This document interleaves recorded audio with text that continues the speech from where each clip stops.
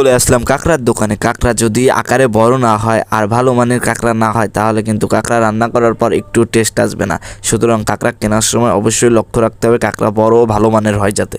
Hello viewers, তো আজকে রওনা হলাম কাঁকড়া কেনার উদ্দেশ্যে। আমাদের সাথে আছে 32 নং ওয়ার্ডের কাউন্সিলর এমডি আসলাম ভাই। তার নেতৃত্বে আমরা আজকে এগিয়ে যাচ্ছি কাঁকড়া কেনার উদ্দেশ্যে। আমাদের লিডার, আমাদের নেতা আসলাম ভাই। ভালো মানের কাঁকড়া নিতে আসলাম আমরা রূপসাঘাট। এটা কাঁকড়ার দোকানটা হবে আপনার রূপসাঘাটের দিকে যেতে এটলাস সি ফুডের একেবারে অপোজিটে তাকালেই পাবেন একটি কাঁকড়ার দোকান। তো এখান থেকে ভালো মানের বড় আকারে দেখে শুনে আপনি কাঁকড়া নিতে পারবেন। আমরা কাঁকড়া নিচ্ছিলাম, তাকে বলেছিলাম ভালো ভালো দেখে কাঁকড়া দিতে বড় সাইজের। তো সেও বেছে বেছে আমাদেরকে ভালো ও বড় বড় আকারের কাঁকড়াগুলো দিচ্ছিল। সামনে ছিল নেতা আসলাম ভাই ও তার ত্যাগী কর্মী তামিম, তারাও দেখছিল যে সে কেমন কাঁকড়া দেয়। পরে অবশেষে রাজ্জাককে দেখাচ্ছেন, দেখেন এখনও তাজা কাঁকড়া আপনাদের দিচ্ছি।